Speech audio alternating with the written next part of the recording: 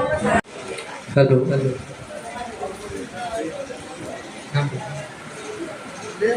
Hello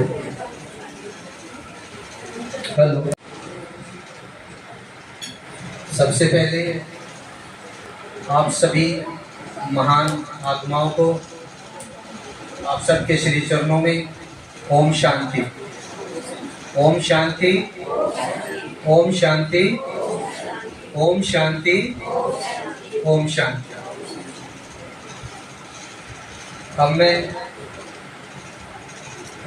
हमारे पास मंच पर विराजमान श्रीमान अतर सिंह जी हैं, श्रीमती शीला देवी जी, अभी हमारे बीच सबसे बुजुर्ग हैं, वो कृपा मंच पर आकर अपना आसन ग्रहण करें। सुनील जी कृपा मदद के लिए। ये हमारे बीच MTNL दिल्ली से डायरेक्टर है रिटायर, और जगन्नाथ संस्था के अध्यक्ष हैं लोकनायक श्री जगन्नाथ जी, जो हमारे बीच हरियाणवी संस्कृति के जन्मदाता।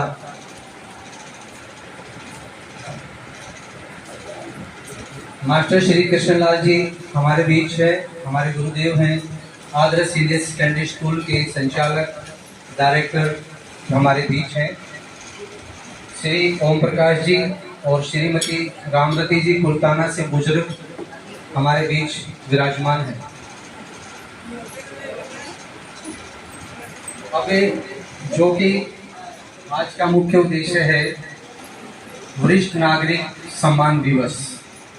आज हमारे पूरे विश्व के अंदर 1 अक्टूबर को वरिष्ठ नागरिक सम्मान दिवस मनाया जाता है। भारत में भी जगह जगह इस तरह के आयोजन वरिष्ठ सम्मान के रूप में होते रहते हैं। तो इसी दिन प्रजापति ब्रह्म कुमारी विश्वविद्यालय सांपला के संचालक भाई ललित कुमार जी भी हर वर्ष इस आयोजन को बड़ी बखूबी के साथ निभाते हैं और करवाते हैं। बड़ी रुचि है इनकी।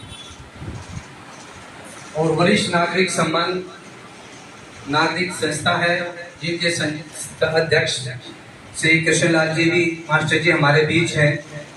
ये भी बड़ा सम्मान करते हैं बुजुर्गों का, और बुजुर्गों के लिए बच्चों के अंदर क्या भावना होनी चाहिए, ऐसी अवेयरनेस स्कूल के माध्यम से या संस्था के माध्यम से जगह जगह प्रोग्राम करके ये भी बहुत बड़ी रुचि और काम कर रहे हैं। इनका भी स्वागत है। अब मैं भारत विकास परिषद सांपला शाखा आपके बीच समय समय पर पहुंचता रहता हूं। तो आज इस वरिष्ठ सम्मान दिवस पर हम सब शाखा सदस्य, वरिष्ठ नागरिक सदस्य, आप सबके श्री चरणों में प्रणाम करते हुए और आपका आशीर्वाद ग्रहण करते हुए इस कार्यक्रम की शुरुआत करें।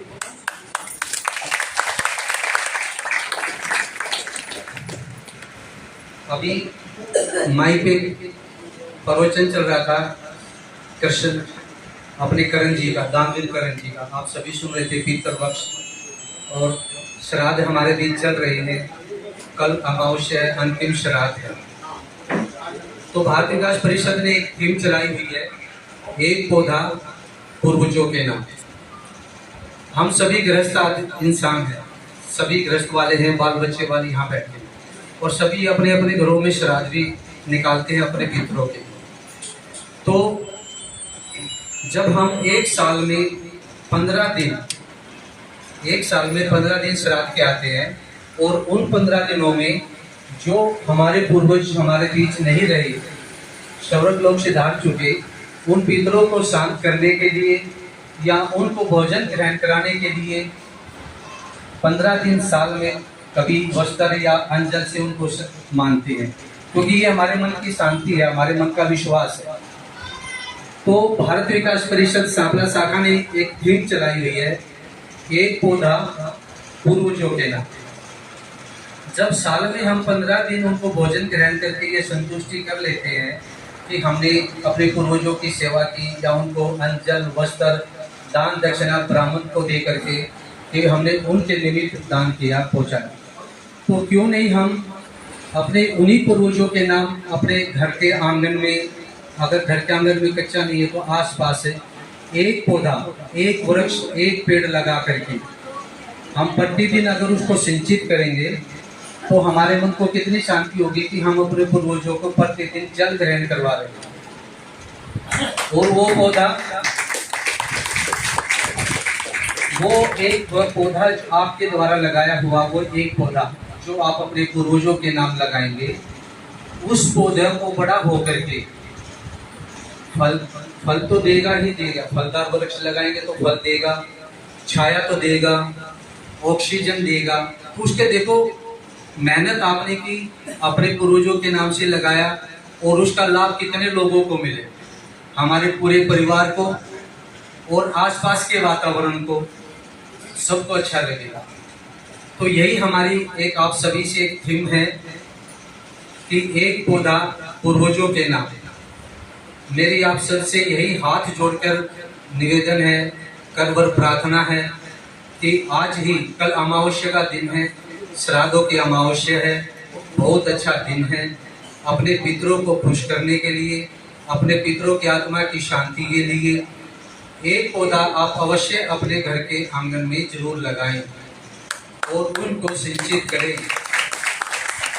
जैसे जैसे वो पौधा सिंचित होगा, बड़ा होगा, मैं गारंटी के साथ कहता हूँ आपकी आत्मा भी उतनी ही प्रसन्न होगी और अपने पूर्वजों की आत्मा भी शांति, वो वृद्धाश्रम चले गए।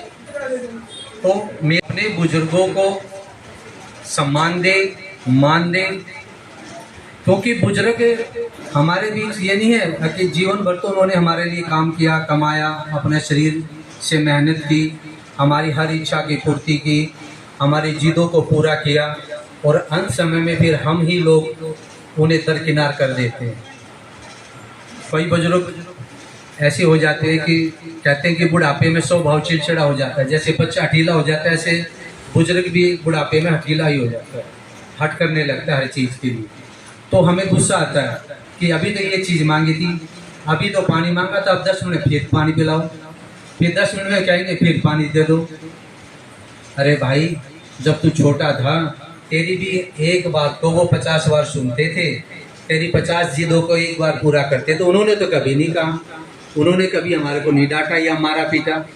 आज तेरे को या तेरे परिवार को, तेरे बच्चों को आज ये बोझ लगने लगा। तो मेन उद्देश्य, मेन मोटिव यही है कि हमें अपने बुजुर्गों का मान सम्मान करना चाहिए, उन्हें अपने समय देना चाहिए।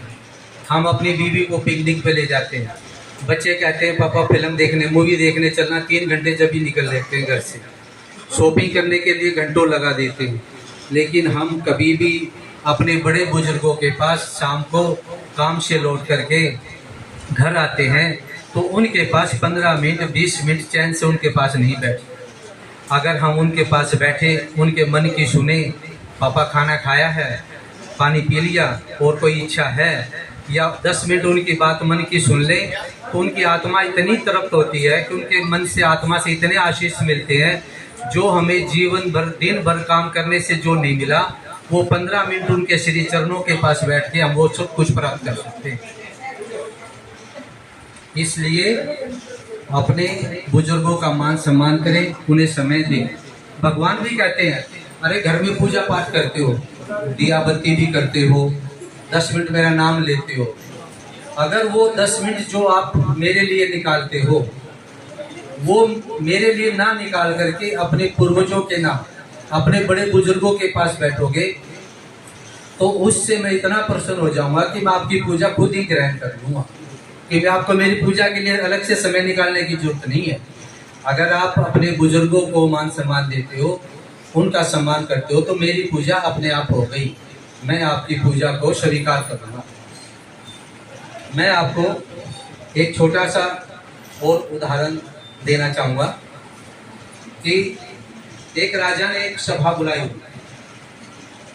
और उस सभा के अंदर आसपास के सभी राजाओं को बुलाया हुआ था। अब राजाओं की तो परंपरा होती है और उस क्षेत्र की एक नर्तकी को भी नाच गाने के लिए वहां बुलाया हुआ था। सारी रात हो गई नाचते गाते, सभी कुछ बीत गया।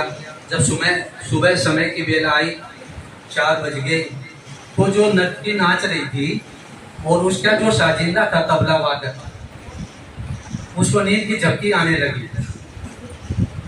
जब नर्तकी ने देखा कि सारी रात हो गई और अब ये तबला वादक सोने की झपकी आने लगी इसको, और थोड़ी सी देर में अगर ये सो गया तो राजा गुस्से में होएगा, हो सकता मार भी दे या गुस्सा करेगा। तो उसने अपने तबला वादक को जगाने के लिए, सजग करने के लिए एक दोहा बोला, घनी गई थोड़ी रही, घनी गई थोड़ी रही, यो में पल पल जाए, एक पल के कारण यूं ना कलंक लगाए। तो उसने कहा, अरे सारी रात हो गई नाचते पूजे बजाते हुए, बहुत कुछ निकल गया, 1-2 घंटे का समय है, घनी गई थोड़ी रही और यूं यूं पल पल जाए।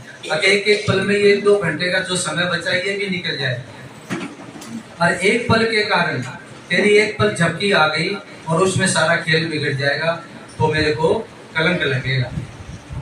तो नर्तकी की इस दोहे को सुनकर तबला वादक जाग गया और सचेत हो गया और वो ठीक से तबला बजाने लगा। लेकिन उसके इस दोहे ने, जिस राजा ने वो सभा बुलाई थी, वहां पर पास में उसका गुरु बैठा था, जिसके हाथ में सोने की मुद्राओं की, असरफियों की थैली भरी हुई थी। उसने तुरंत उठा और वो थैली जो स्वर्ण मुद्राओं से भरी थी नर्तकी को समर्पित कर दी, दे दी, भेंट दे दी और उसको नमस्कार करके खड़ा हो गया। जब राजा ने सोचा कि गुरु, मेरा गुरु ऐसे क्यों कर रहा है, एक नर्तकी को सोने की असरफियां भेंट कर दी और खड़ा हो गया नमस्कार करके, तभी राजा सोच ही रहा था कि दूसरे ही पल उस राजा का लड़का भी खड़ा हुआ और उसने अपना मुकुट उतार करके नर्तकी के पैरों में रख दिया और उसको नमस्कार करके वो भी वहीं खड़ा हो गया। राजा ने सोचा, गुरु और फिर मेरा पुत्र। तभी उस राजा की पुत्री वहीं खड़ी हुई और उसने भी अपने आभूषण उतारे और नर्तकी को भेंट करे और नमस्कार करके वो भी। ये देख करके राजा को गुस्सा आया और राजा ने नर्तकी को डांटा फटकारा कि तू अपनी बातों से लुभा करके इन लोगों को क्यों भ्रमित कर रही। तब राजा के गुरु ने कहा, महाराज क्षमा चाहता हूँ, नर्तकी ने भ्रमित नहीं किया, नर्तकी ने हमारी आंखें खोली। क्यों खोली? घनी गई थोड़ी रही, यूं यूं पल पल जाए, एक पल के लिए क्यों कलंक लगाए। तो उस राजा के गुरु ने कहा, महाराज मैं आपके कहने से इस सभा में आ तो गया, लेकिन जो मेरा आचरण है, जो मुझे स्थान प्राप्त है गुरु का, तो मुझे शोभा नहीं देता कि मैं नर्तकी के नृत्य देखूं। एक गुरु होने के नाते मेरा कर्म बनता है कि मैं जनता को, पब्लिक को या आपको भी सच्चा मार्ग दिखाऊं।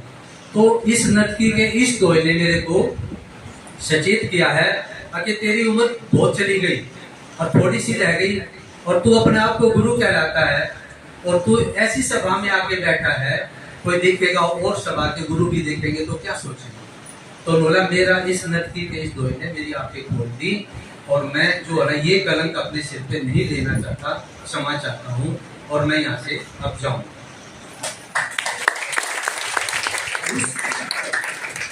राजा ने कहा, फिर राजा के बेटे ने कहा कि पिताश्री ये बिल्कुल ठीक है, इस नर्तकी ने मेरी भी आंखें खोल दी। बोला, आप बुजुर्ग हो चुके हो और आपको शासन करते हुए बहुत साल हो गए और मैं ये देख रहा था कि कब मेरे को शासन दोगे, कब मेरे को राजा बनाओगे, और इसलिए मैंने आज रात अपने सैनिकों से मिल करके आपकी हत्या करने का विचार कर रखा था कि आज रात मैं पापा को मार दूंगा और राज सिंहासन पर राज करूंगा। लेकिन इस नर्तकी के इस दोहे ने कि एक पल के लिए क्यों कलंक लगाए, तो मैंने ये सोचा, अरे 80 साल के हो गए और 2-4 साल जी लेंगे, मैं अपने बाप की हत्या का कलंक अपने सिर पर क्यों लूं। मेरी आंखें खोल दी और इसलिए मैंने अपना मुकुट उतार के इस नर्तकी के चरणों में रखा। उसकी बेटी ने कहा कि पापा मैं 27-28 साल की हो गई, आप मेरी शादी नहीं कर रहे, आपको अपने राज के अंदर अपने इतने अंधे हो गए हो इतने मदमोश हो गए कि आपको कुछ भी नहीं दिखाई नहीं देता। और मैंने आज आपके मेहावत जो हाथी चलाता है राजा का, उसके साथ भागने का प्लान कर लिया था कि आज रात मैं भी राज को छोड़ के चली जाऊंगी। लेकिन इस लड़की के इस दोय ने कि मैं अपने सिर पर कलंक क्यों लूं, आज नहीं तो कल 6 महीने में, साल भर में तो जागेंगे, आंखें खुलेंगी और मेरी शादी हो जाएगी।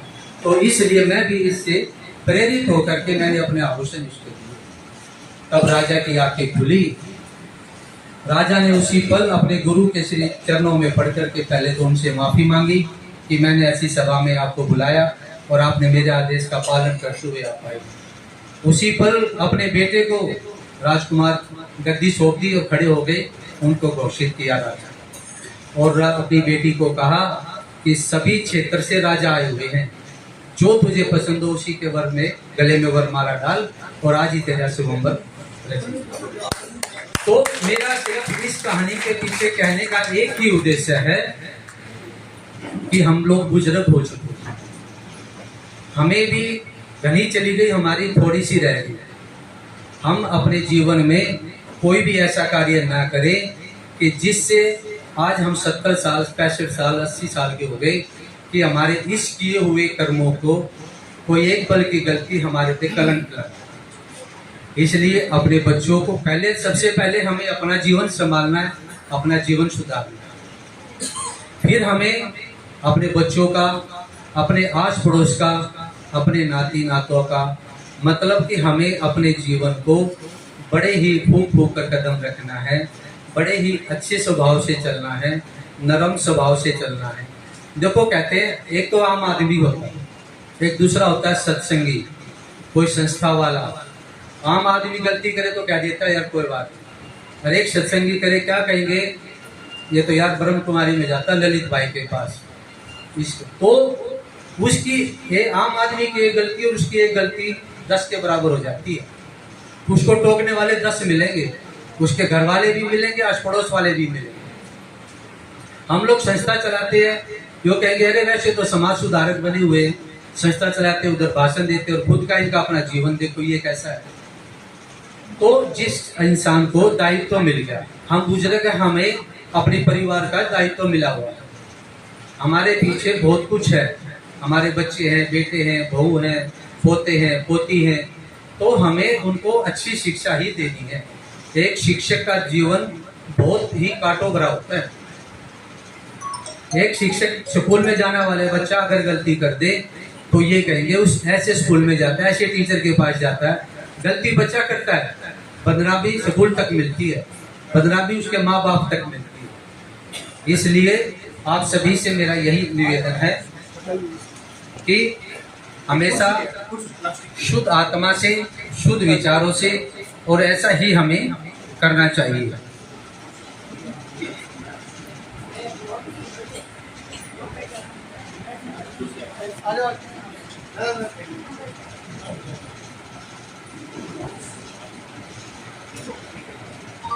बुजुर्गों के प्रति हमारे बहुत सारी जिम्मेवारियां होती हैं।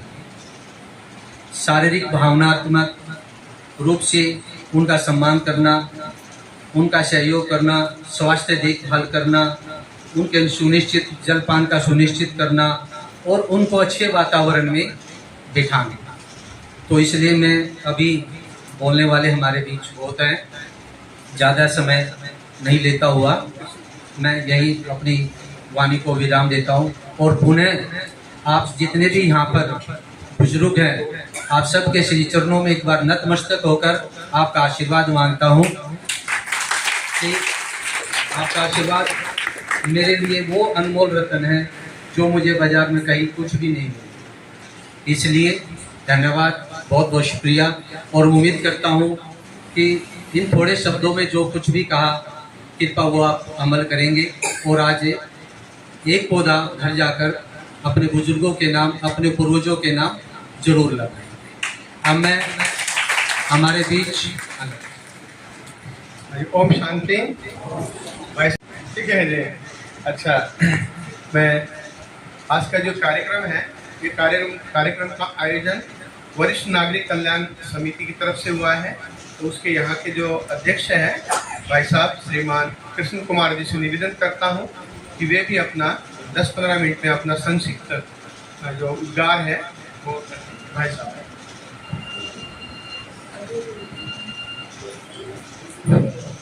ओम शांति, ओम शांति, ओम शांति। ओम नाम सबसे बड़ा, इससे बड़ा न कोई। और जो शिव शंकर का अपना स्मरण करे शुद्ध आत्मा होए, शुद्ध आत्मा उसकी होगी। जो शिव को दोहराएगा, जो शिव को याद करेगा, उसकी आत्मा हमेशा खुश रहेगी। तो पहले तुम शिव बाबा के चरणों में नमन करते हैं जो हमारे को हमेशा आशीर्वाद देते रहे। और मैं सभी बुजुर्गों का जो यहाँ स्टेज पर बैठे हुए हैं बहन जी का, और सभी हमारे माताएं बहनें भाई और बुजुर्ग सबका मैं तहे दिल से यहाँ पधारने पर हार्दिक शुभकामनाएं देता हूँ और उनको नमन करता हूँ कि वरिष्ठ नागरिक कल्याण समिति का जो आयोजन ललित भाई के माध्यम से यहाँ किया जा रहा है, और उसके साथ साथ भारत विकास परिषद ये मिलकर इस आयोजन को हम आपके लिए बुजुर्गों के सम्मान के लिए, बुजुर्गों की इज्जत के लिए कर रहे हैं। वो कहते हैं जैसे मैं लिखवाया, जिस घर में बुजुर्गों का सम्मान, जिस घर में बुजुर्गों का सम्मान वो घर है स्वर्ग समान। ये बात गलत नहीं लिखी है, बहुत गहरी है, बहुत सोच समझ के बनाई गई है। क्योंकि यहाँ मोस्टली बुजुर्ग बैठे हुए हैं, जवान तबका बहुत ही कम है। तो मैं बुजुर्गों से पहले अपील करूँगा कि सबसे पहले वो अपनी आत्मा को सुधर, क्योंकि हम एक उदाहरण है इस समाज के लिए। अगर हम गलती करेंगे तो हमारे बेटे पोते पोतियाँ नाते नातियाँ वो कहेंगी कि देख कितना बुजुर्ग आदमी हरे गलती कर रहा है। पहले हमने अपने आप को सुधारना है, अपनी बेटियों को बहुओं को उसको अपनी बेटी मानना है। अपने घर में तभी स्वर्ग होगा जब अपनी बहू को भी बेटी मानोगे।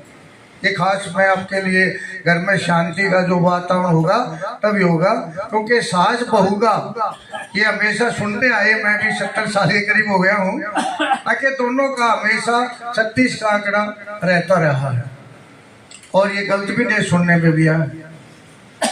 तो एक सास बहू का मैं छोटा सा आपको एक उदाहरण देता हूँ। एक बहू ने कहा, माँ बोले हाँ मेरा आपका ब्लड जो है ना एक सा मिलता है। तो सास ने कहा इतने सालों की खून फिफ्टीन है, क्या ब्लड भी एक सा नहीं मिलेगा? तो कहने का मतलब क्या है कि पहले ऐसा प्रथा होती रही थी, तो अपने आप को बुजुर्गों को हमने संभालना। और हमारा जो वरिष्ठ जो नागरिक कल्याण समिति है, ये हमारी 52-53 मेंबर है। इसमें सभी अधिकारी, कर्मचारी, व्यापारी और सभी उसमें पूरा मिलकर इस काम को आगे बढ़ा रहे हैं। हमारा वरिष्ठ नागरिक कल्याण समिति का उद्देश्य क्या है कि जो भी कोई बुजुर्ग के साथ अन्याय होता है, बच्चे तंग करते हैं या उसके साथ ज्यादती करते हैं, उनकी मदद करना। ऐसे हमने 2-3 केस सुलझाए भी हैं। मैं इस बात को इंडिविजुअली नहीं कहना चाहता हूँ, हमने उसको सुलझाए हैं और उन बुजुर्गों का मान सम्मान हमेशा बढ़ता रहा है। मैं भी कहता हूँ, यहाँ हमारी बहनें बैठी हुई हैं कि उनका दूसरा उद्देश्य होता है पेड़ पौधे लगाना और अन्न बचाना और जल बचाना। अन्न कैसे बचता है वो मैं आपको बताना चाहता हूँ। हम शादी ब्याह में जाते हैं, वहां पे कितना ही अन्न खराब होता, आपको कभी अंदाजा लगा है? खाते हल्का फुल्का है, बेकार कितना जाता है। तो हमारा एक उद्देश्य ये भी होगा कि जहाँ शादी ब्याह होगी वहां पे वहाँ लगाएंगे एक बैनर के मन भर के खाओ, कन भर मत छोड़ो। भाई मन भर के खाओ लेकिन वेस्ट मत करो। कोई गरीब आदमी जाके भोजन करता है वहां पे तो उसको धक्के मिलते हैं, क्या कहते हैं कि भाई चल यहाँ से चल। अरे वो नहीं देखता जब कई टन जो है ना अनाज खराब होने लग रहा है, मिठाई। तो इसको भी हमें मुहैया करेंगे कि स्कूलों में जाकर हमारे वरिष्ठ नागरिक जो हैं वो जाएं 2-4 और बच्चों को समझाएं। तीसरा जल हमारे लिए बहुत ही महत्वपूर्ण है।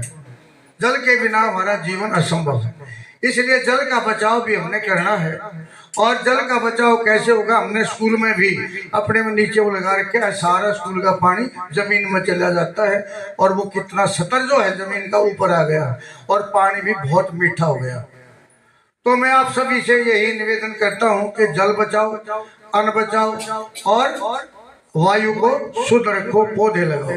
जैसे अभी भाई ने बताया था, बेटे ने, कि ज्यादा से ज्यादा पौधे लगाए, तो एक पौधा बुजुर्ग भी अपने बुजुर्गों के नाम लगाए।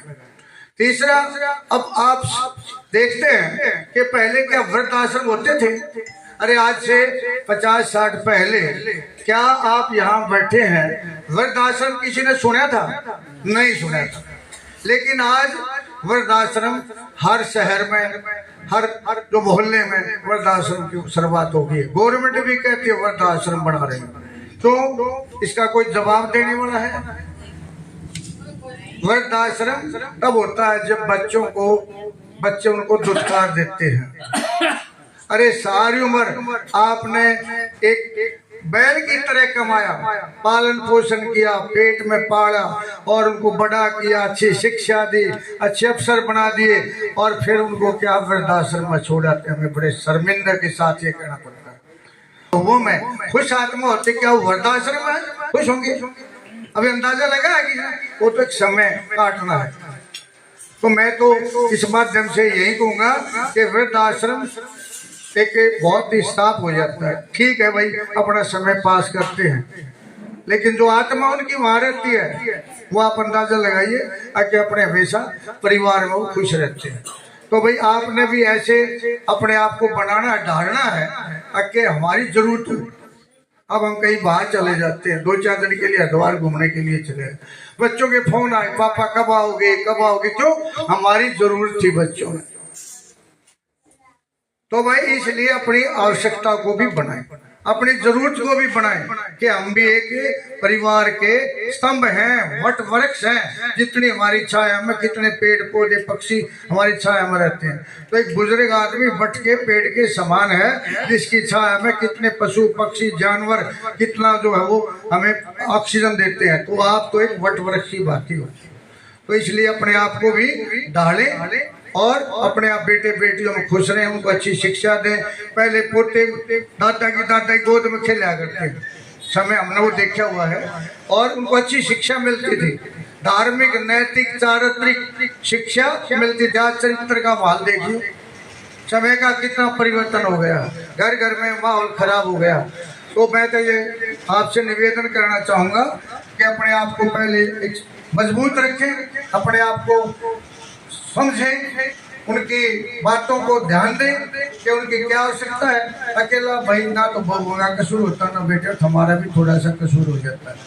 उनके क्या तो उनके अनुसार थोड़ा सा डरना शुरू कर दो, ठीक है? वो जैसे कि उनके बीच में हम इंटरफेरेंस करते हैं, बेटा नहीं करना। वो समय था जब हमारे बुजुर्ग हमें पीटते थे, पड़ोसी भी धमका देते थे, हम कभी नहीं बोलते थे। लेकिन आज माँ बाप कुछ कहता है तो बच्चे क्या घर से बाहर निकल जाते, फिर उनको तलाश करते रहते हैं। तो भाई अपने उनके अनुसार या तो अपने आप को भी डाल लें या उनके अनुसार डर जाए। दो ही बात है घर की शांति के लिए। आप तो समझते बुजुर्ग बैठे हैं, भाई उनकी बात को मान ले, थोड़ा सा कुछ अपनी बात को मनवा ले, बीच पे चाला करके घर में सुख शांति रखें। और सुख शांति के लिए ललित भाई के आश्रम में यहाँ पर यह आयोजन होता है। नहीं तो भाई विदेश के लोग भी हमने देखे थे कि वहाँ पे माउंट आबू गए, तो असलियत में बताऊँ वहाँ पे भाई ललित के बार बार कहने से मैं गया, लेकिन कुछ सुना और कुछ पाया। और वहाँ पे सिर्फ शांति मिली। घर बार को मैं भूल चुका था, मेरा स्कूल है, मेरा घर है, मेरे बेटे मेरी बेटियां पोते सब भूल गया। वहाँ पे एक ही दिमाग की शांति, शुद्ध खाना, शुद्ध विचार, शुद्ध भावना, भाई बहन जैसा नाता। और जब वहां से चले ना, जब मैं देखता रहा आश्रम की तरफ, ये नहीं होगा तुम ऐसे जा रहा था जैसे अपनी बेटी घर को छोड़कर जाती है, ऐसे मैं उसकी तरफ लगाता रहा, जाता रहा और मुझे कुछ दिन याद है। तो भाई वहाँ सिर्फ शांति मिली, भाई बहन जैसा प्यार मिला, सब अपनी ड्यूटी को निभा रहे थे। शुद्ध खाना, शुद्ध विचार, शुद्ध हवा। पायलट ने मेरी आँख खोल दी, मुझे मन में यही संकल्प लेके आया वहाँ से कि मैंने अपने अंदर असीम शांति पानी है। और विदेशी लोग आए हुए थे, अमेरिका, जापान और नेपाल से लोग आए हुए थे, हम उनसे मिले। नेपाल का तो लेकिन वहाँ पे लगभग था, वो किस लिए आए हुए थे वहाँ पे? वहाँ आए हुए थे शांति के लिए। पैसा शांति नहीं होता। पैसा तो अशांति है। कमाने के लिए ठीक है, हम भी कर रहे हैं, घर चलाने के लिए पैसा है, लेकिन पैसा शांति, जितनी घर में जब शांति होगी वो पैसा ही आपका। तो भाई मैं ज्यादा आपके बीच में समय लेता हुआ आपसे हाथ जोड़कर यही विनती करना चाहता हूँ कि अपने घर में सुख शांति और शुद्ध विचार, शुद्ध आचरण रखें, अपने बच्चों को अच्छा चरित्र सिखाएं। वो कहते हैं ना कि भाई money is loss, nothing is loss, धन गया कुछ नहीं गया, health is loss, something is loss. अगर शेयर चली गई नहीं निभाएगी बेच, अगर character is loss, everything is loss. अगर व्यवहार चरित्र चला जाता है इंसान का तो उसके पास है कुछ भी नहीं रहता, जीरो माइनस हो जाता है वो इंसान। तो अपने आप को चरित्रवान बच्चों को बनाए। मैं एक शिक्षक के नाते आपसे यही निवेदन करता हूँ, अपनी वरिष्ठ नागरिक कल्याण समिति का अध्यक्ष होने के नाते मैं आपसे यही निवेदन करना चाहता हूँ, अपने घर में सुख शांति रखें। आज वरिष्ठ नागरिक दिवस है, हमारी तरफ से ढेर भर शुभकामनाएं और आशीर्वाद तो कह दूं ताकि आप हमारे से बड़े हो काफी, तो हमारी तरफ से शुभकामनाएं आपको देता हूँ। भाई ललित ने यहाँ पर यह आयोजन किया, उसका मैं बहुत बहुत धन्यवाद करता हूँ। और हमारे बुजुर्ग यहाँ बैठी है, इनका भी मैं यहाँ पर आने पर दिल की गहराइयों से मैं धन्यवाद करता हूँ, शुभकामनाएं देता हूँ। बहुत धन्यवाद सबका भी। अब हमारे मंचासीन जो हमारे अतिथि के रूप में श्रीमान अतर सिंह जी जो कि भारतीय किसान यूनियन से है, उनसे मैं निवेदन करता हूं कि वो भी आज की सभा को अपनी तरफ से शुभकामनाएं देंगे। थोड़ी देर में बोला है, अभी ज़्यादा ये बोल रहे हैं 2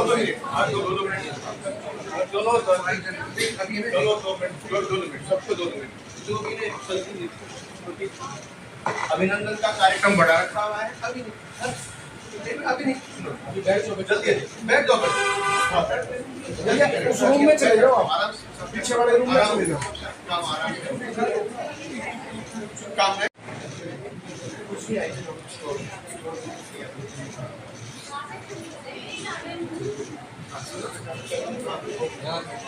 ओम शांति, ओम शांति, ओम शांति। भगवान सबको खुश रखे, बड़े बूढ़े जवान सबको भगवान दोनों सुखी बुद्धि दे। तो हमारी दुआ है। और पहले भाई युवाओं सुन लो, पहले से युवाओं को तो ना देवा थोड़ा, जो युवा हमारे साथी जुड़ रहे हैं, हमारे बेटे हैं, हमारे बच्चे हैं, हमारे भाई। तो भाई युवा एक जो बुजुर्ग है वो ऐसी ऐसी बात बता जाता है जो जिंदगी में हर कदम पे काम आवे।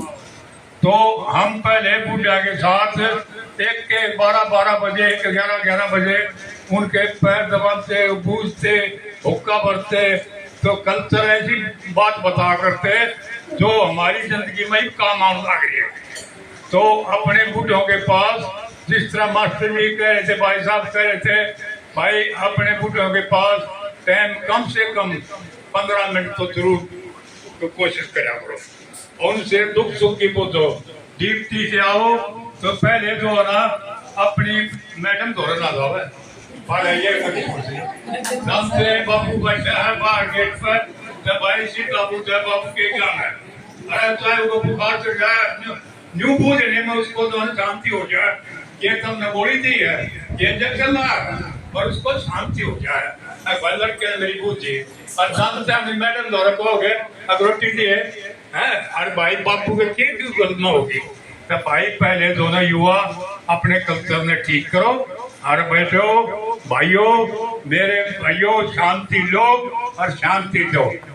देखो पहले एक जवान था, एक बात बताऊं, वो युवा जो ना अपनी जवानी में पूरा हो जाता, वो उसकी शादी हुई, वो बोला बुढ़िया को मैं बारात में नहीं ले जाऊं।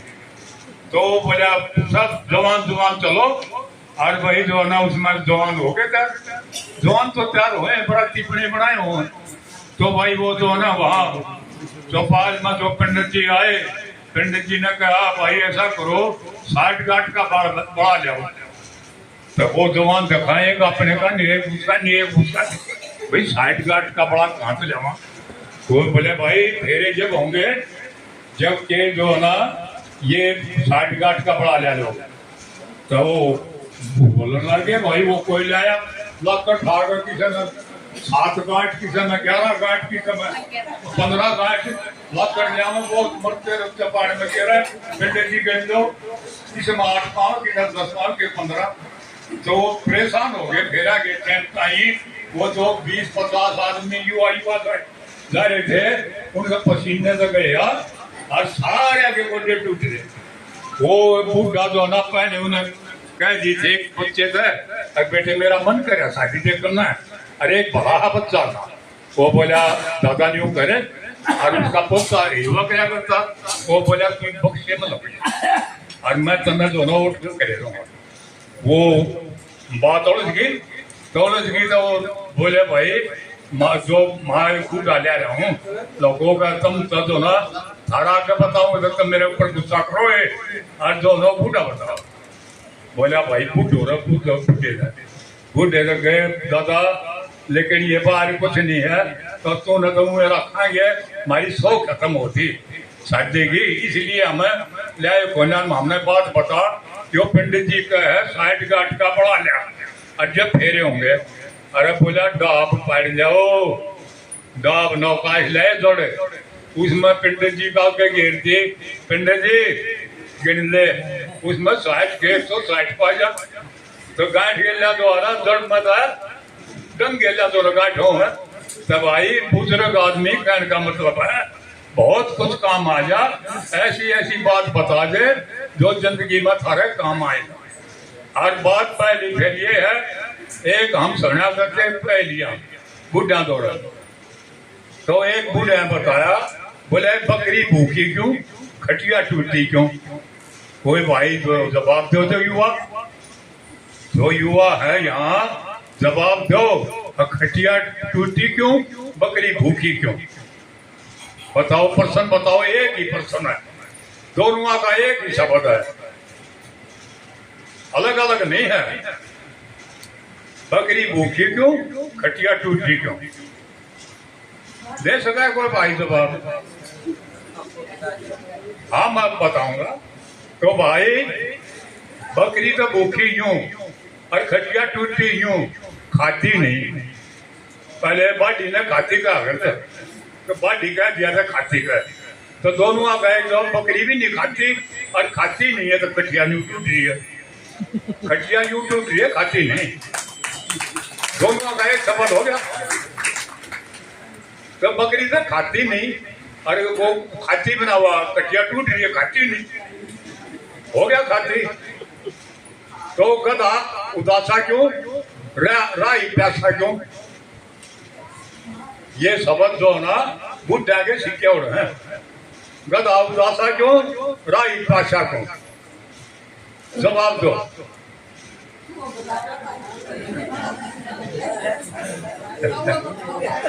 आप बताओगे आगे ज्ञान कम ना होगा और कुछ सीखोगे जब बात यह है माँ बाप ने पूजनीय मानो गुरु मानो उसने मना मारे वह बीर पानी भी वह बीजू न बुढ़ा जी खड़ा गया पाला का 15 फिर बटेऊ फिर लोग फिर खसम 3 तक के वो 4 तेज के वो आचरण बुद्धा गए कहीं न अपना बंदना ना था बटेऊ माने लो और पानी का मत खाओ डॉक्टर मैं अपनी बीते बताऊंगा क्या हो गया तो पता था कब हो रहा तो भाई जो ना अपने बुढ़ा की बेबे सेवा करा सेवा में जो ना कुछ है ये वो बुढ़ा दिखा है लोग दिखा है खसम दिखा है पहले 15 भी था बटेऊ भी था तब ये कल्चर अपनी बहन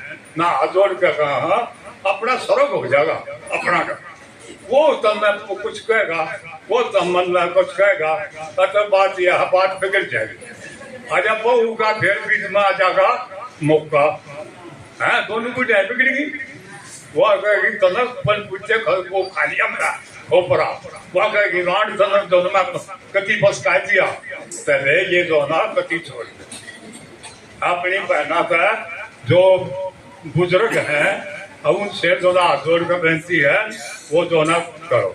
अच्छा इसका दोनों बात वो रहेगी गधा उदासा क्यों राई पैसा क्यों दौरा में चलने वाला है वो प्यासा क्यों चल रहा है, और गधा उदासा क्यों?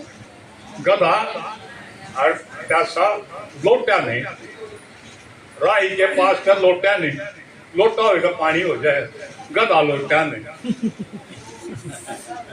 लोटा होगा पानी हो जाए, प्यासा नहीं है, और गधा लोटा नहीं, उसने लोट ना लाई वो उदासा नहीं है, समझे? मेरी बहनों ये जो है ना धन्यवाद। इसी बात एक बूढ़ा था, अपने आप पे कंट्रोल करो। एक बूढ़ा था, अलाचार हो गया, अंत समय आ गया, अंत समय में आ गया तो बात सही बताई थी, रोज भी बता, तो वो जो ना समय आ गया और वो जो ना कड़े दादा था, उस बूढ़े में 100 दादा था, कड़े बाजी था, वो जो है ना सारे कुण मेरा ताने रखा था और कुछ नहीं थी, पर भौकण का था। तो वो कहता या बहु नाश करेगी, जो छोरा सत्यानाशी है, इन्हें साग बड़ा नाम था ना, इन्हें फलाना का नाम था ना, कड़ रखा करता। तो वो मर गया, कहता जो करे खाना का याद करे। अच्छा कौन मैंने सोची साहूकार परिवार था, उन्हें सोचे खाना मतलब कोई टोकरे दब रहे हैं, चांदी के रुपये दब रहे हैं, अरे भाई वो जो ना कहते कहते बहनों वो जो ना स्वर्गवास हो गया, बस हो गया। तो वो जो ना कहे ललित कैसे होशियार दो भाई दो रहा, भाई मारा तो बूढ़ा कुछ बोलना चाहता, और भाई ठाणा मत कुछ दब रहा, बोला भाई न्यों करो, दिल्ली से एक कस्तूरी का सुहा हुआ है वो लियाओ, वो बेचारा दुर्गाटी भी ना थी, तो 1000-2000 का तो सुहा आया, 2-3 रुपये गाड़ी आने दे दिए, वो 5-6 हजार लाख है, और वो सुहा लिया है। वो लाया अपने बाबू को, एक मिनट तो बोला हाँ बाबू जी, बाबू क्या क्या था? अरे के कौन था? देख का जेवड़ा बाटा सही का देव काटड़ा खाने लग गया, अरे क्यों पीछे करती मारी, वो था मरते मरते ना रख गया। अच्छा दया अपने कंट्रोल रखो, अपने परिवार में ठीक बसाओ, उसमें सुरग आ जाएगा। अच्छा है सबको शांति।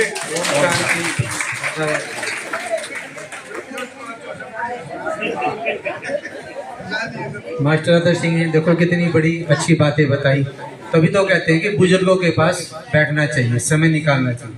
आज हम यहाँ बैठे हैं बुजुर्ग के पास, तो कितनी अच्छी मतलब एक कहानी के तौर पे हंसी हंसी में हमें बहुत कुछ सिखा गए। बड़े बुजुर्ग इसीलिए तो कहते थे, कहानी सुनाते थे पोते पोती को बुजुर्ग, लेकिन उस कहानी का सार जो होता था वो एक शिक्षा का होता था, ना कि कोई और होता था। इसीलिए कहानी के अंदर भी हमें बहुत कुछ सुनने को मिलता है।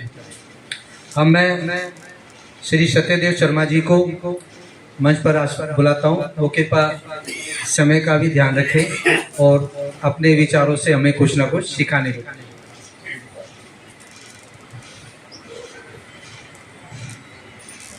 ओम शांति, ओम शांति, ओम शांति। सबसे पहले मंच पर विराजमान मेरे गुरुओं व पिता के समान मेरे बुजुर्ग व मेरी माताएं और इस आए दिन में आए हुए सभी माताओं बहनों और अपने भाइयों को हाथ जोड़ कर आना। उसके बाद ये वरिष्ठ नागरिक कल्याण समिति और भारत विकास परिषद की तरफ से जो प्रोग्राम किया गया है, मैं इनका भी तहे दिल से शुक्रिया अदा करता हूँ। और यहाँ पर आने को जो कुछ इन्होंने मेरे से पहले बताया है, एक एक शब्द सबके काम आने वाला है। एक छोटा सा शब्द आपके सामने हमारे समताना गांव के पंडित जगन्नाथ जी कवि हुए, उनकी एक छोटी सी रचना आपके सामने रखता हूँ, हो सकता है आपको पसंद है।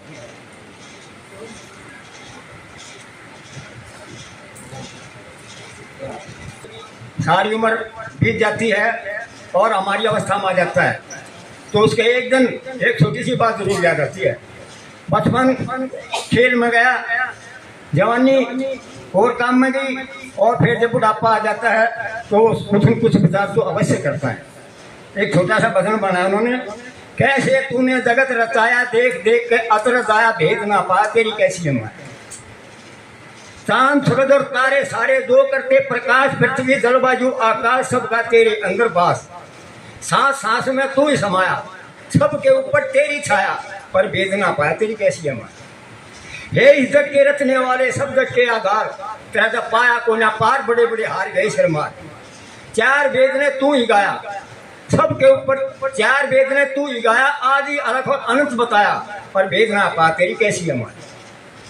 कैसे तूने जगत रचाया, देख देख कर अतरजा, भेद ना पा तेरी कैसी हमारी। कहीं चमकती तेज धूप और कहीं पांजियारा, तू ही सबका उजियारा और ऐसे सब जग से न्यारा। देखिए यहाँ पे एक छोटी सी बात कितनी समझदारी है, सबसे न्यारा है और उसके प्रकाश बिना कोई जिंदा नहीं है। सबसे अलग चीज एक बनाई है पूरी सृष्टि पे, तो क्या कितना प्यारा मनुष्य बनाया। ऐसा किसी जीव को नहीं जो मनुष्य के पास है। कितना प्यारा मनुष्य बनाया और कौन मसाला इसका लाया, पर भेजना बात तेरी कैसी है। आखिर में तो कलम ही तोड़ दी कहते हैं। सोच सोच में गात खा लिया, सोच सोच में गात खो लिया, सोच सोच में रात समझ में आई ना कोई बात।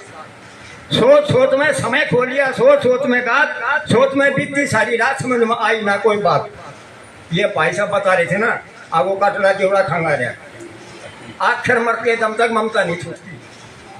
सोच सोच में समय खो लिया, सोच सोच में गात, सोच में बीती सारी रात, समझ में आई ना कोई बात। जगन्नाथ तू क्यों भरमाया, यहाँ कोई ना अपना कोई ना पराया, पर भेद ना पाया तेरी कैसी। हाथ जोड़कर कोई गलती होगी आप क्षमा चाहता हूँ।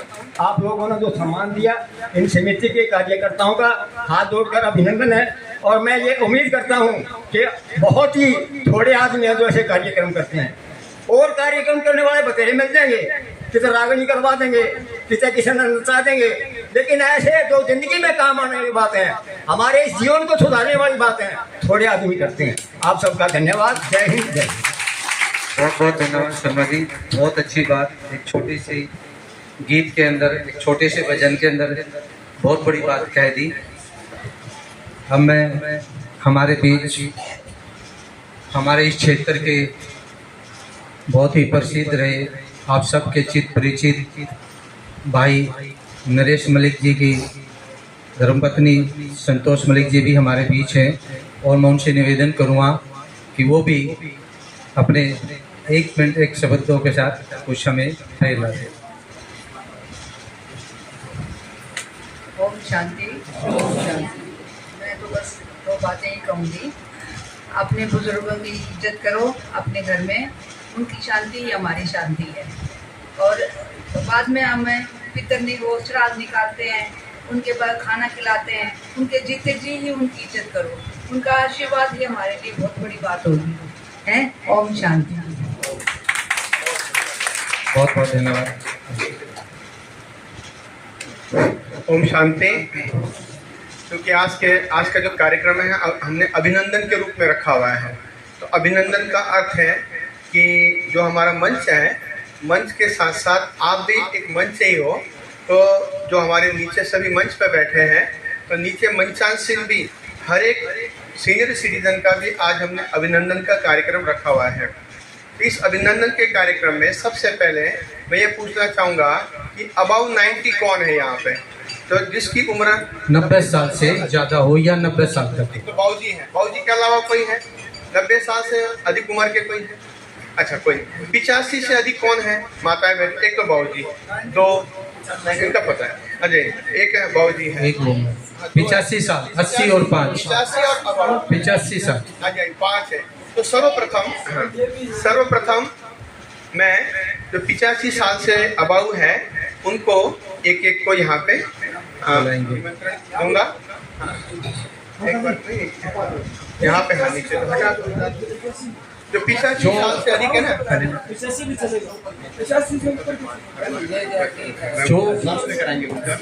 जो 85 साल से अधिक है ना, उन सबको यहाँ पे एक बार वो पर आ जाए। सभी आ जाए। जिसकी उम्र 85 साल या उससे ज्यादा है, दादी को भी ले आओ, वो आप यहाँ पे आ जाए। हाँ, हाथ पकड़ के कृपा, जो सुनील जी कृपा जो 85 साल के उनकी मदद करें, हाथ पकड़ के आराम से प्यार के साथ और सम्मान के साथ यहीं पे।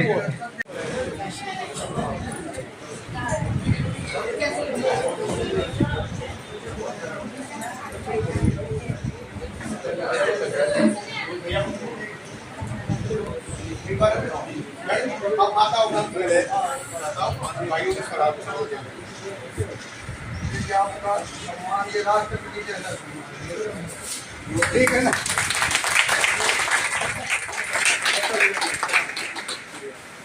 और वो बहुत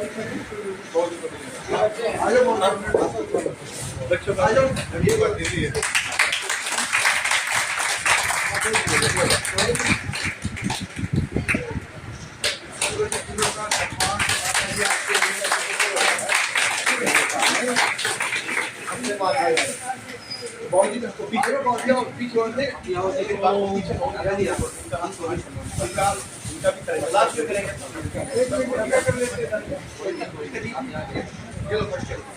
एक बार लाइन में खड़े करो शीला माता जी, उनको भी करो, वो भी ज्यादा है ना, वो बैठे हैं उनको, उनका भी करो।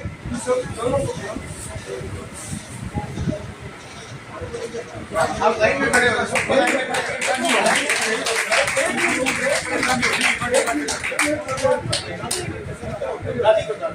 दादी आ जाओ, उनका स्पेशल आ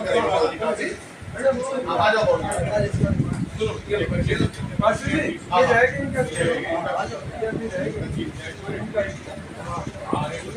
अब वो देखो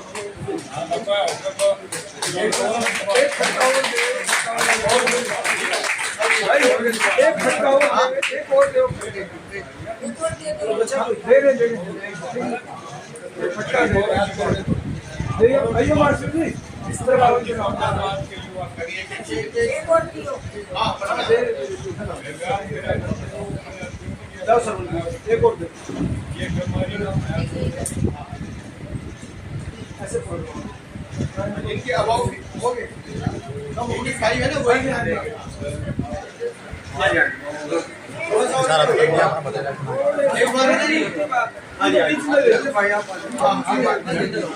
इनको खड़ा कर इसके साथ, ठीक है जी। खड़ा करो, आप भी खड़े हो जाओ, खड़े हो जाओ, फोटो के लिए खड़े हो जाओ। सबसे बड़ा है परसेंटेज में आ जाओ, खड़े हो, परसेंटेज में आ जाओ, 93 हो जाए, ये बड़ी गौरव की बात है। आगे आ जाओ थोड़ा, आगे। हाँ हाँ अभी है ना, हाँ अभी बोलो आगे सबको उतर स्थान पे। ये मतलब 100-150 आदमी है, और इनमें जो ना ये 12-13 आदमी 94 के 86 के 87 के ये हैं, ये परसेंटेज 10% होगी, और आगे जाकर नहीं शरीर में जमाओगे तो 2% आ जाएगी।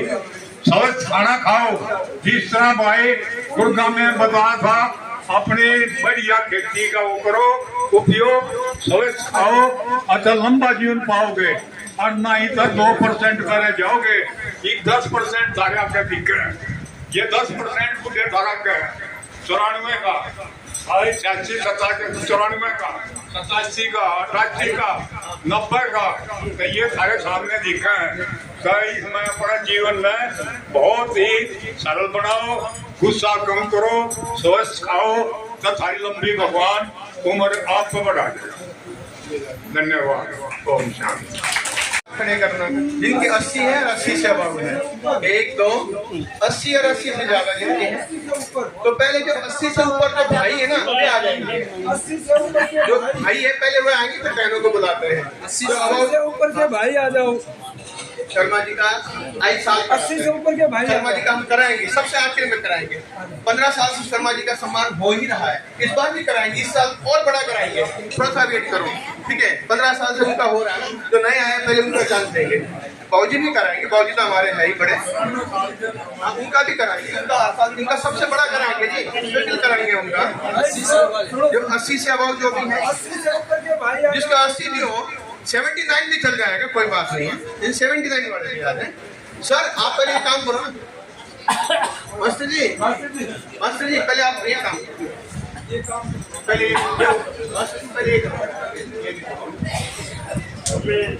हाँ जी हाँ आ जाओ ना, आपके तो कार्यक्रम है आज, आप कहाँ खो गए? चलो हाँ 80 और 85 के बीच में जो भी है ना जी, 80-85 के बीच में।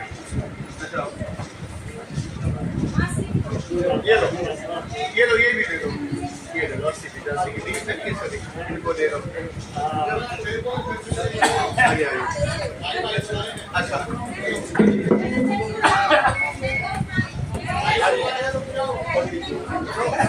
सबका होगा एक एक आज कार्यक्रम ही हमारा अभिनंदन का है। बाबा सबका सम्मान करेंगे, आज बुलाया बाबा ने आप सबको इसलिए, ठीक है जी। खड़े हो जाओ, खड़े हो जाओ, ये भी बड़ा ग्रुप है, आ जाओ खड़े हो जाओ।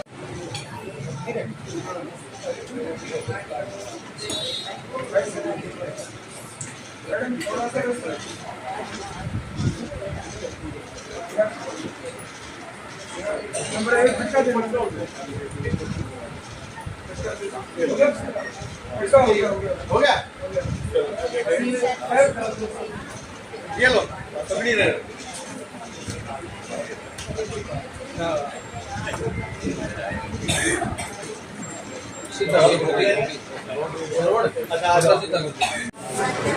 ये लो पकड़िए भी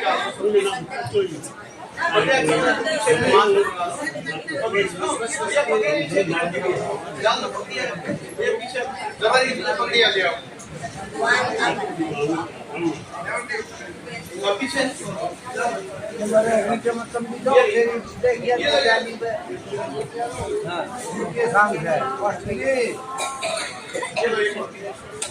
आप जा रहे हो क्या सर? बस जी आप जा रहे हो? ना हूँ एक मिनट पर आपके बिना फोटो सेशन कैसे होगा?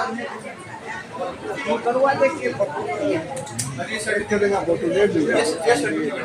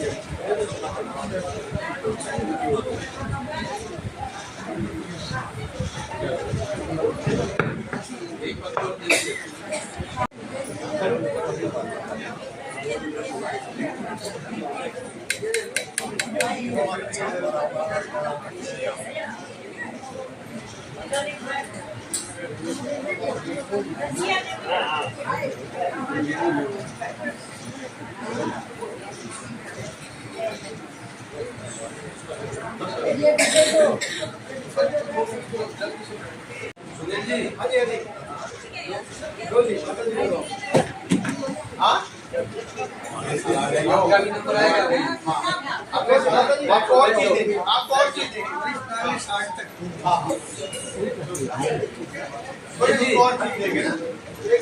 हाँ जी 65 और 70 के बीच में जो भी है वो आ सकते हैं, कोई भी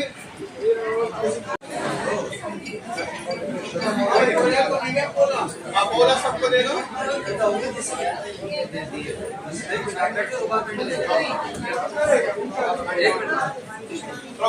इधर कर लो, आप इधर आ जाओ और इधर कर लो। 60 61 62 63 64। और ये आप आ जाओ ना, आ जाओ, कहाँ छुप गए आप? आ जाओ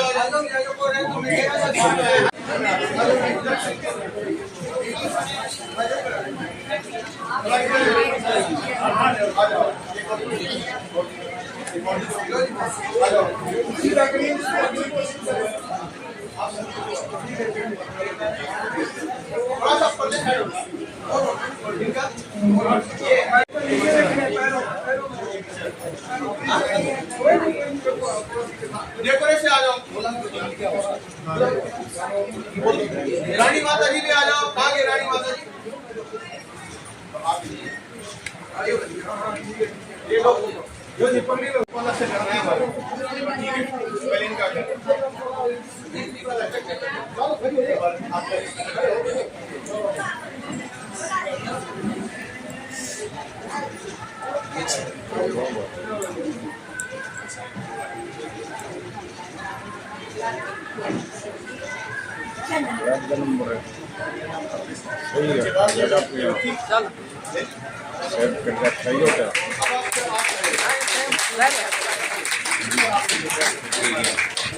आ जाओ, बाकी हमारा ग्रुप आ जाओ। अब इनका करो सम्मान, इनकी मेहनत तो लग रही है। तुलसा ही तो लेके आए सारे आ जाओ पहले आ जाओ भाई पहले ऊपर हो जाओ आ जाओ जाओ आपकी साइड से नहीं जाओ सुरेंद्र भाई आपकी साइड आ जाओ तीनों को पकड़ाओ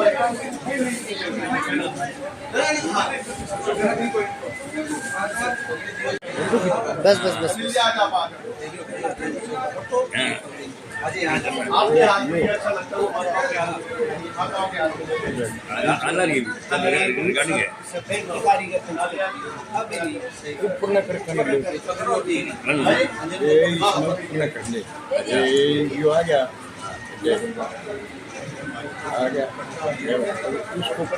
चलती रहे वो तो वीडियो करनी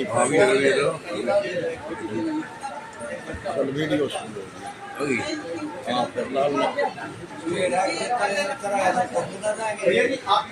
नीचे नीचे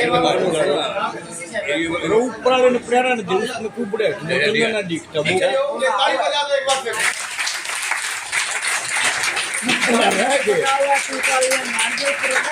फिर अब हम 5 मिनट सिर्फ बच्चों का नाटक देखेंगे और उनका भी हमने अभिनंदन करेंगे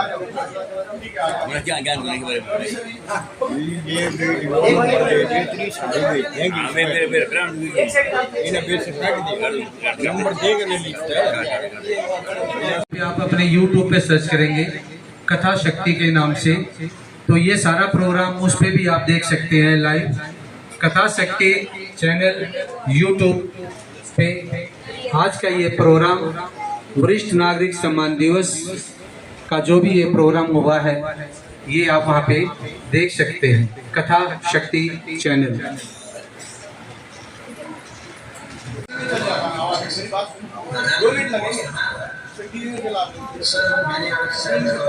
कहीं भी नहीं मिलता, वो आप दिल से दुआ से हमें देंगे अपनी दुआएं, तो वो हमारे जीवन में बहुत काम आएंगी, हमें आगे बढ़ाने में बहुत मदद मिलेगी।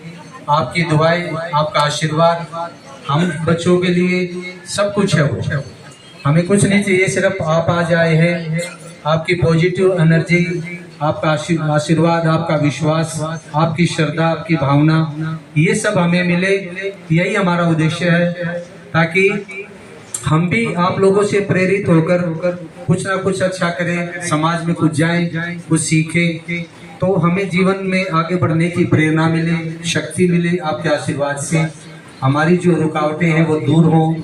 तो यही आप लोगों से निवेदन, यही आशा कि आप कृपा करके हमें अपना आशीर्वाद जरूर दे के जाएं, अपनी दुआएं जरूर दे के जाएं। अगर आपको यहाँ आकर अच्छा लगा हो, आपको लगा हो कि हाँ हमारे 2 घंटे हम जहाँ गए हैं जो लगे हैं, तो वो कुछ ना कुछ अच्छा हो, इसी उम्मीद के साथ।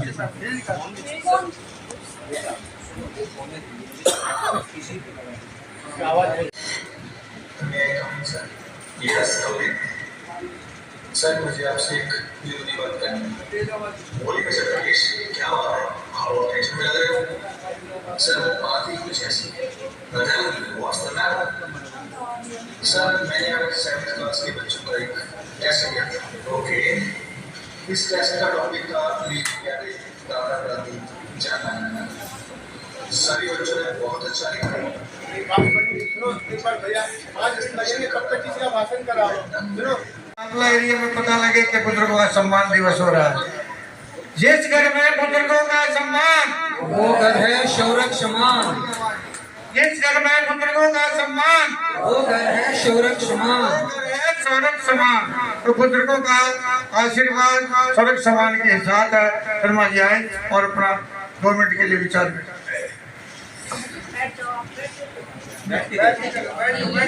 बैठ जाओ कोई बात नहीं, बैठ जाओ। चाचा जी वोट का टाइम हो गया, चलो नौकरी नहीं। भाई कृष्णलाल जी प्रधान वरिष्ठ नागरिक कल्याण समिति शामला, कृष्णलाल भारद्वाज जी सेक्रेटरी जनरल सेक्रेटरी,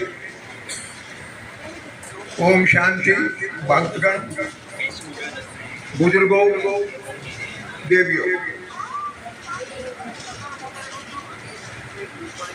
वर्मे को गुणी पुत्रों ने तो मूर्खता नपी, एक चंद्रेत मोहंती ने तारा गो पीछे ये शाम न विद्या न तपो न दानम ज्ञानम न शीलम गुणों न धर्म ते मृत्यु लोके भवी बाहर भूता मनुष्य रूपे मृगा चरंती। ये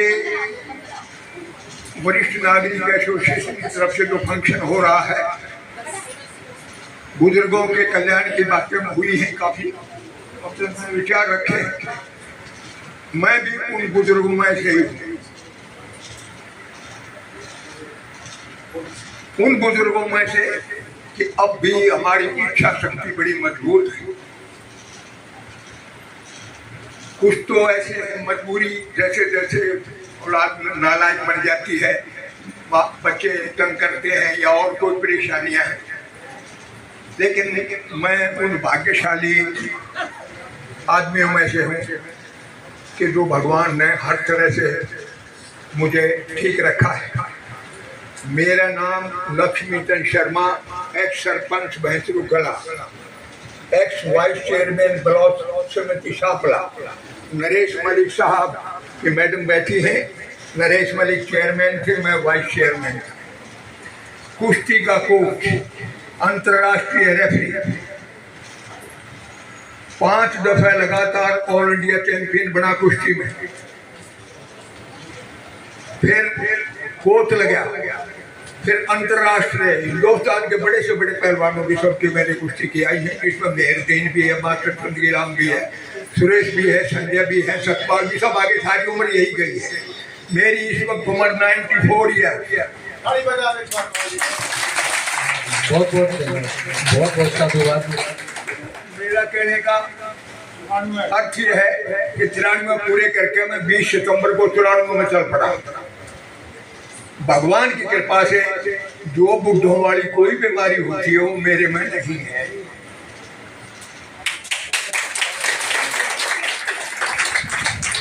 बिल्कुल सात्विक खाना और सादा रहना। सारे हिंदुस्तान में घुमा हूँ, सारे हिंदुस्तान की कई दफा शहर की है, खेलों में जाते रहते थे। जो अपने माँ बाप की सेवा नहीं कर सकता उससे क्या आप उम्मीद कर सकते हैं? क्या जो माँ बाप का ओबीडिएंट नहीं है तो वो किसी का भी नहीं हो सकता। भाई माँ बाप से बड़ा माँ, जिसका नाम ही माँ है, माँ से बड़ा क्या वो संसार में है? बाप से बड़ा क्या हो सकता है? मेरा अर्थ यही है कि भाई अच्छे बच्चों का यही कर्तव्य है कि बुजुर्गों का आदर करो, बड़ों का आदर करो। अपने से बड़ों का आदर करोगे आपको इज्जत मान मिलेगी। इसलिए इच्छा शक्ति की जहाँ तक बात है, मैं ये 2 घंटे तो मैं जरूर ले रहा हूँ ताकि गिरू नहीं, पड़ू नहीं। बाकी दूसरों के अधीन नहीं हूँ भाई, बिल्कुल नहीं। और दूसरी बात एक और है कि भाई मेरे को 50,000 रुपये पेंशन मिलती है गवर्नमेंट से। ठीक है, बच्चे मेरे अधीन है, मैं उनके अधीन नहीं। ठीक है बाबू जी, आपके आशीर्वाद, आपका। इसलिए मैं भाई जितने भाई यहाँ आए उनका धन्यवाद करता हूँ और कामना करता हूँ कि आपके प्रोग्राम ऐसे ही चलते रहें।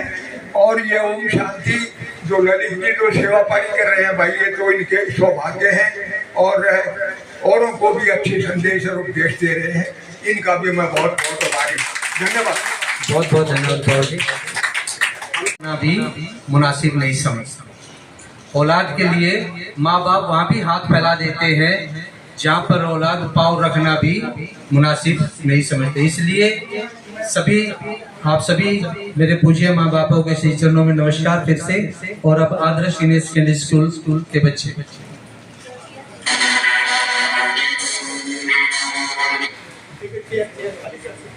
इधर बच्चों की तरफ देखो, उसकी तरफ मत देखो, ठीक है ना? बच्चों ने बड़ी मेहनत की है ये नाट्य रूपांतर तैयार करने के लिए, तो कृपया इसको ध्यान से देखें, समझें और अगर अच्छा लगे तो ताली बजा के लेकर सम्मान।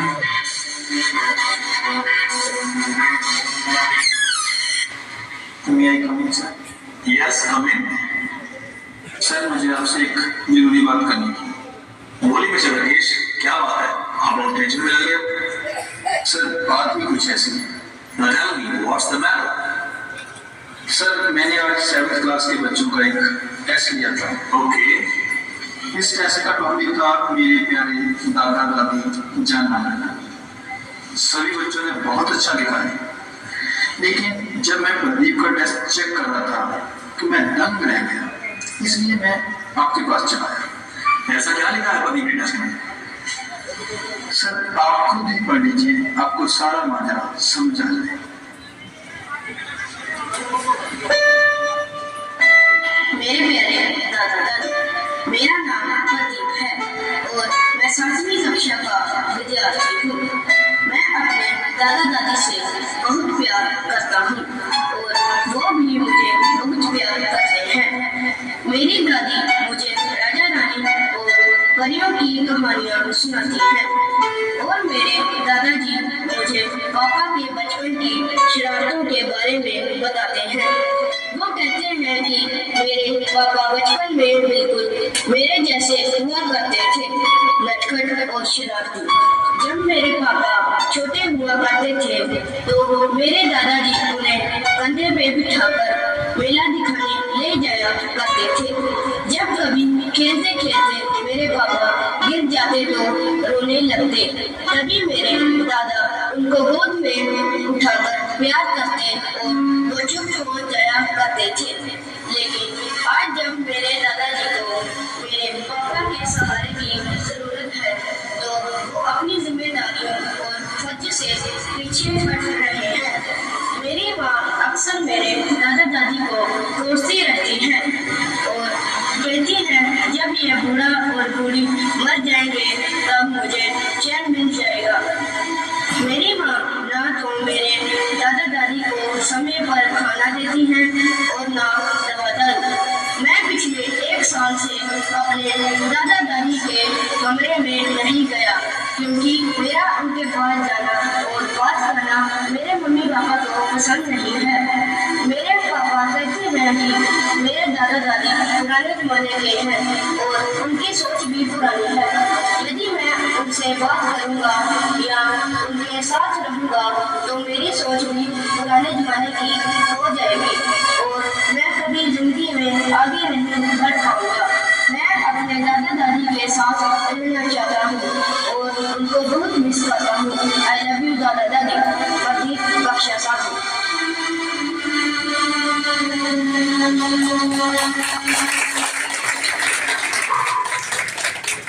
ये तो सच में बहुत टेंशन की बात है।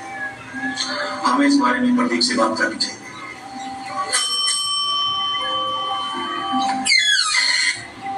Yes sir. राजीव बेटा 7th क्लास में से प्रदीप को बुला कर लाओ। Yes sir.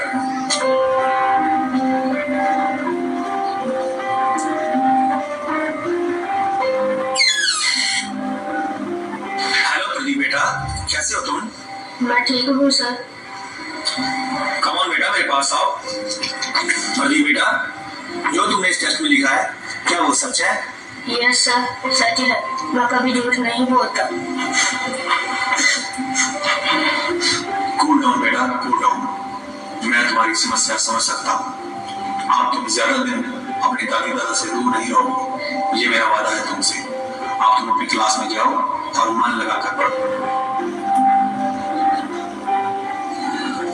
मिस्टर राकेश, आप ऐसा कीजिए, अभी प्रदीप के पापा को फोन कीजिए और उन्हें कहिए कि प्रिंसिपल सर आपसे मिलना चाहते हैं।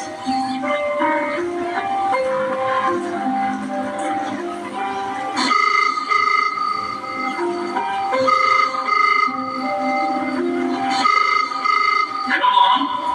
हेलो सर, क्या आप प्रदीप के पापा से बात कर रहे हैं? जी हाँ, आप कौन? जी मैं प्रदीप का क्लास टीचर बोल रहा हूँ, प्रिंसिपल। मैं कभी जिंदगी में आगे नहीं बढ़ पाऊंगा। मैं अपने दादा दादी के साथ रहना चाहता हूँ।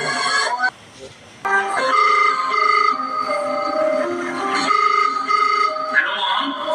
हेलो सर, क्या आप प्रदीप के पापा बात कर रहे हैं? जी हाँ, आप कौन? जी मैं प्रदीप का क्लास टीचर बोल रहा हूँ। प्रिंसिपल सर आपसे मिलना चाहते हैं। आज आपको स्कूल आना पड़ेगा। क्या सर कोई चिंता की बात है? जी नहीं, बस आप स्कूल आ जाइए। ठीक है सर, मैं छुट्टी होने से पहले स्कूल पहुंच जाऊंगा। Okay sir. Okay, thank you sir for your cooperation.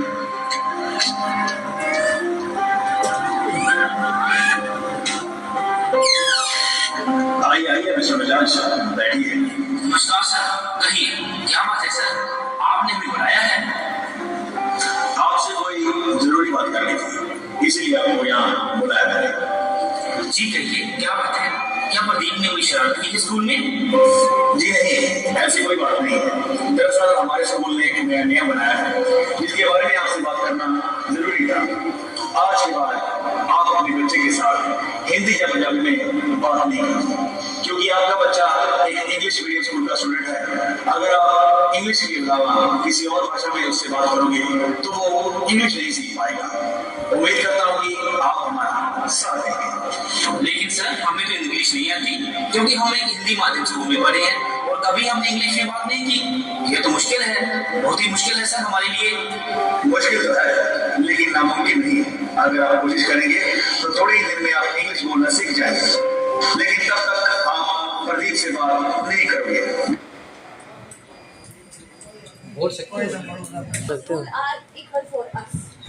लेकिन सर ये तो बहुत गलत बात है, आप सब जानते हो।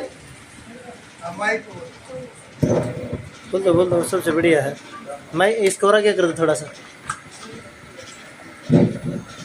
बस because rule are equal for us. Sir ये तो बहुत गलत बात है, हम तो एक हिंदी माध्यमिक स्कूल में पढ़े हैं और हमें इंग्लिश नहीं आती, और हम सिर्फ इसलिए अपने बच्चे से बात नहीं करें क्योंकि हमें इंग्लिश भाषा में बात नहीं करनी आती। यह तो बहुत गलत है। हमने उसे पैदा किया है, हमें उसे पाला पोसा है। देखिए ये आपकी बात से मैं बिल्कुल सहमत करता हूँ कि हर माँ बाप यही चाहता है कि हम अपने बच्चों को आगे लेके जाए, कामयाब हो। लेकिन आप यह बात तो मानते होंगे कि आपके माँ बाप, आपके पापा, आप में और आपके बेटे में बहुत अंतर है। हाँ सर ये बात मैं मानता हूँ, क्योंकि जो सुविधाएं हम अपने बच्चों को दे रहे हैं वो सुविधाएं हमें प्राप्त नहीं हुई थी। देखिए आपके पिता का जमाना रेडियो का था, किंतु आपके जमाने में टेक्नोलॉजी ने बहुत विकास किया है, परंतु आपके बेटे के ज़माने में फ़ोन, इंटरनेट, कंप्यूटर काफ़ी चीज़ें आई हैं, तो कृपया उन पर ध्यान दें। हाँ सर ये बात तो आपकी सही है, क्योंकि मेरे पिताजी के ज़माने में तो स्कूल भी नहीं हुआ करते थे। अगर कोई एक आध स्कूल हुआ करता था तो कोई बच्चा वहाँ सभी बच्चे पढ़ने नहीं जाते थे। इसी बात को समझाने के लिए मैंने आपको स्कूल में बुलाया है। क्या बात कर रहे हैं सर, साफ साफ कहिए, मेरे कुछ समझ नहीं आ रहा। दरअसल बात एक ऐसी है कि आपके लड़के 7वीं कक्षा के छात्र प्रदीप काम ने टेस्ट लिया था सर, उसमें आपके बेटे ने कुछ ऐसा लिखा है जिसे देखकर मेरी आंखें दंग रह गई। आप खुद ही पढ़ लीजिए। दिखाइए।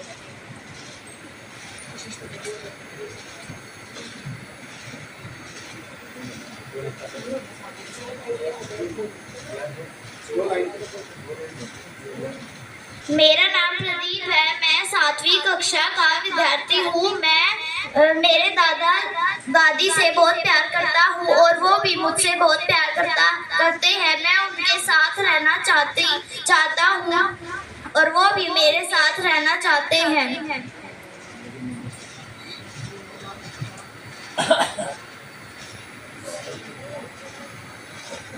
देखिए मेरा मकसद आपकी बेइज्जती करना बिल्कुल नहीं था। मैं आपको इसी बात को समझाने के लिए यहाँ पर बुलाया था। यदि आप अपने बच्चे को अपने दादा दादी से दूर रखेंगे तो वो कुछ नहीं सीख पाएंगे और आने वाली जनरेशन को भी कुछ नहीं सिखा पाएंगे। जी सर मुझे अपनी गलती का एहसास हो गया है। जाने अनजाने में मैंने और मेरी पत्नी ने मेरे माता पिता के साथ बहुत बुरा बर्ताव किया है और उनकी बहुत बेइज्जती की है। अब मुझे मेरी गलती का एहसास हो गया है सर, मैं आपसे माफ़ी मांगता हूँ और आपको और अपने बच्चे प्रदीप को यह प्रॉमिस करता हूँ कि मैं अपने बच्चे को कभी भी उसके दादा दादी के पास जाने से नहीं रोकूंगा और मुझे अपनी गलती का भी बहुत एहसास हो गया है। देखिए मुझसे माफ़ी मांगने की आपको कोई ज़रूरत नहीं है। आप अपने परिवार से माफ़ी मांगिए। यदि शाम का भूला शाम को वापस घर आ जाए तो उसे भूला नहीं कहते हैं। चलिए आपके परिवार के पास चलते हैं। Yes sir.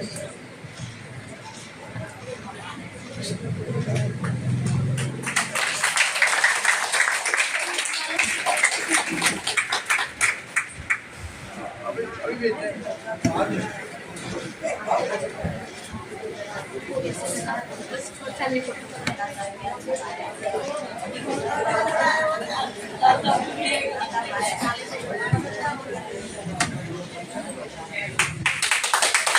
बहुत अच्छा संदेश, ताली बजाएं बच्चों के लिए, बहुत अच्छा। इस नाटक में जो बताया गया वो वाकई में एक सच्चाई भी है कि हम माता पिता अपने बच्चों को अपने बुजुर्गों से दूर रखते हैं। कहेंगे दूर रहे तो अपना काम कर ले, वो तो बोलने दोगे तो ऐसे ही बोलता रहता है, ऐसे हम कई बार कहते हैं, लेकिन ये बहुत बड़ी गलत है और बहुत ज्यादा गलत बात है। तो इन बच्चों के लिए तालियां, और इनसे कुछ सीख के जाए कि हाँ हमें भी, अगर हमारे परिवार हम भी ऐसे करते हैं तो ऐसा ना करें। घर में हंसते हुए बुजुर्गों से खूबसूरत दुनिया में और कुछ भी नहीं होता। जिस घर के अंदर बुजुर्ग हंसते रहते हैं ना, वो समझ लो वहाँ पे जन्नत है, वो कुछ नहीं मिलना। विद्यालय की 12वीं कक्षा की छात्रा हूँ, मेरा नाम मन्नू है। इस नाटक के माध्यम से हम यही समझाना चाहते थे कि बच्चे तो मिट्टी की मूर्त होते हैं। माँ बाप बुजुर्ग जिस प्रकार का उन्हें आकार देना चाहते हैं, सोच देना चाहते हैं, वह उसी प्रकार का आकार उन्हें दे सकते हैं। तो उन्हें मिलजुल कर रहना सिखाएं, अपने माँ बाप के साथ, अपने दादा दादी के साथ प्रेम की भावना सिखाएं, उनमें बैर भावना को उत्पन्न न होने दें। थैंक यू, धन्यवाद। नमस्कार, मैं आदर्श वरिष्ठ माध्यमिक विद्यालय की 12वीं कक्षा की छात्रा हूँ। मेरा नाम अंशिका है। इस नाटक के माध्यम से हम आपको ये बताना चाहते हैं कि जो छोटे छोटे बच्चे हैं वे अपने दादा दादी के स्नेह और प्रेम से वंचित रहते हैं, क्योंकि उनके माँ बाप उनके दादा दादी के पास जाने से मना करते हैं।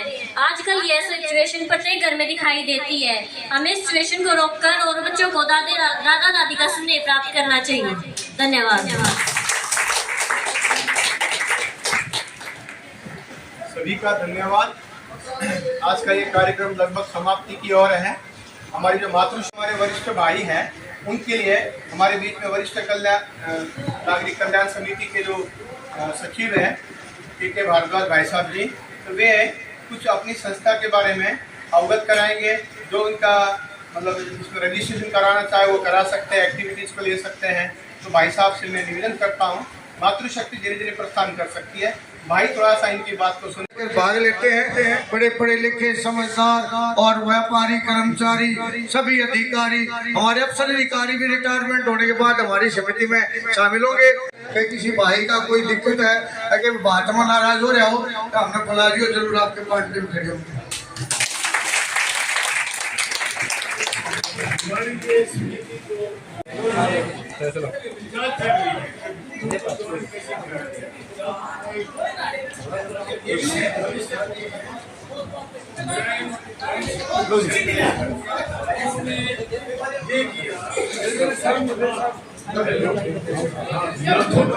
लाखों डॉलर उन्होंने खर्च किए ताकि मैं जवान देखूं।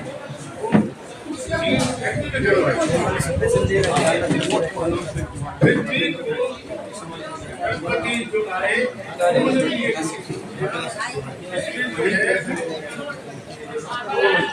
तो 60